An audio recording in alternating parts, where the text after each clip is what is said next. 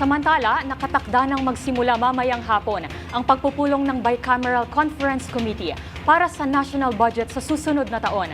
At isa nga sa mga inaasahang mapag-uusapan dito ay ang ayuda sa Kapos ang Kita Program o AKAP na pinondohan ng Kamara ngunit inalis sa bersyon ng Senado.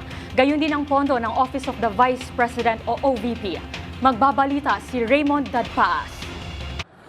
Uumpisa na ngayong araw ang Bicameral Conference Committee meeting para sa 2025 national budget.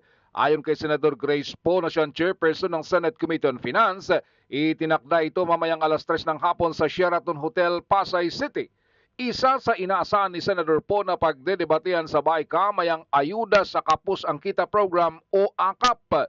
Pinunduhan ito ng Kamara de Representantes ng 39 billion pesos para sa susunod na taon, ngunit tinanggal ito ng Senado sa kanilang bersyon sa 6.352 trillion pesos na 2025 national budget. Naging katwiran ni Senador Amy Marcos na siyang naging sponsor ng budget ng Department of Social Welfare and Development o DSWD, wala ang AKAP sa National Expenditure Program o NEP na isinumiti ng Malacanang.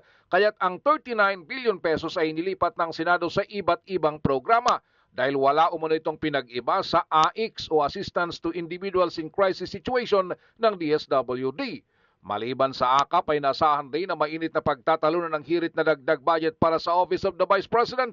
May ilang senador ang humihirit na dagdagan ng 733 million pesos na inilaan ng Kamara de Representantes para sa opisina ni Vice President Sara Duterte.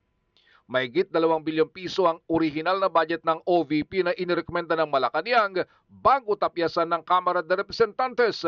Ayaw aminin publicly ng mga senador ngunit marami ang nagdalawang isip na suportahan ang panawagan para sa additional budget sa OVP matapos magwala at magbanta si Vice President Sara nitong weekend.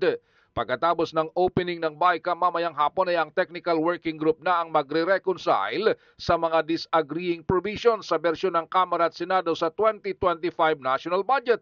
Susunod na pulong ng BICAM ay sa November 9 at sa December 19 ang target date para lagdaan ni Pangulong Bongbong Marcos ang pambansang budget para sa taong 2025.